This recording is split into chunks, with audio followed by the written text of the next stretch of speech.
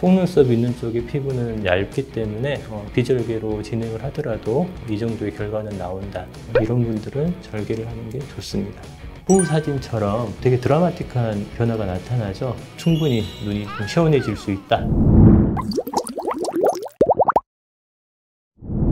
안녕하세요. 비호성형외과 전문의 김정민입니다. 쌍꺼풀 절개로 할지 비절개로 할지 고민이 많으시죠? 제가 오늘 케이스별로 깔끔히 정리해 드리겠습니다. 피부가 얇고 처짐이 없다. 이런 경우는 사실 의사 입장에서 수술하기가 가장 편하고 환자 입장에서도 결과가 가장 자연스럽게 나오는 경우들이죠. 굳이 절개할 필요가 없고 매몰로도 원하는 라인이 깔끔하게 잘 나오는 경우입니다. 첫 번째 케이스 같은 경우 라인이 약간 연한데 오른쪽에 눈 뜨는 힘이 조금 약하고, 그래서 비절개 눈매 교정으로 짝짝을 좀 교정을 해주면서 라인을 조금 더 진하게 정리해주면 이런 식으로 자연스럽게 나오는 것 같고요. 두 번째 케이스 같은 경우 전체적으로 뭔가 답답한 인상에 라인이 좀 연하다, 힘이 없다, 그런 인상을 받는 눈입니다. 이런 경우에도 비절개 눈매 교정으로 눈을 조금 더 또렷하게 만들어주고 라인을 깔끔하게 만들어준다면 쉽게 원하는 모양을 만들 수 있습니다.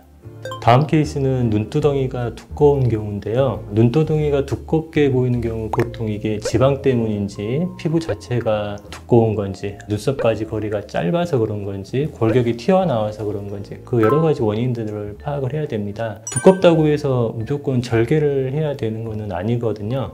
그럼 케이스를 먼저 보시면은 첫 번째 같은 경우도 눈두덩이 피부는 좀 두꺼워 보이지만 우리가 실제로 쌍꺼풀을 크게 원하지 않았기 때문에 그 아래쪽에 조금 얇은 쪽 피부에서 라인을 잡아주게 되면은 좀 더 자연스럽게 나오는 것 같고요. 보여주는 케이스 같은 경우도 보면은 눈두덩이는 되게 이제 두꺼워 보이는데 실제로 라인을 그렇게 크게 잡지 않았고 속눈썹 있는 쪽의 피부는 얇기 때문에 비절개로 진행을 하더라도 이 정도의 결과는 나온다. 보면은 눈두덩이가 되게 두껍고 눈꺼풀 쪽의 피부가 되게 도톰하기 때문에 게다가 눈썹까지 거리도 되게 짧아요. 그래서 비절개를 했을 때는 유지가 되기가 쉽지가 않죠. 수술할 때 단순히 우리가 쌍꺼풀을 할 때 쌍꺼풀 라인만 잡는 게 아니거든요. 눈 둘레근 뒤 지방이라고 해서 근육 뒤에 또 지방이 있는 많은 경우들이 있어요. 이제 그런 경우도 절개를 해야지 그런 것들을 제거하고 눈두덩이가 조금 더 얇아 보일 수 있게 우리가 처치를 할 수 있기 때문에 이런 분들은 절개를 하는 게 좋습니다. 이번 케이스는 안검하수가 심한 경우인데요. 실제 안검하수는 어떤 눈을 못 뜨는 병적인 상황을 안검하수라고 합니다. 양쪽에 짝짝이 좀 많이 심하거나 아니면 눈 뜨는 게 너무 약하다, 그런 경우는 이제 절개를 통해서 조금 더 확실하게 교정을 해주는 게 수술 후에 우리가 만족할 만한 결과를 얻을 수 있는 것 같습니다. 첫 번째 사진 보시면 양쪽에 쌍꺼풀이 좀 짝짝이고 눈 뜨는 것도 좀 다르죠. 이제 이 정도의 짝짝이면 절개를 해서 좀 교정을 해주는 게 낫고요. 두 번째 케이스 같은 경우는 보면은 사진상 왼쪽 눈 같은 경우가 조금 덜 뜨고 짝짝이 많이 심하죠. 그래서 이런 경우도 절개를 통해서 짝짝을 좀 교정을 해주는 게 확실한 효과를 얻을 수가 있을 것 같습니다.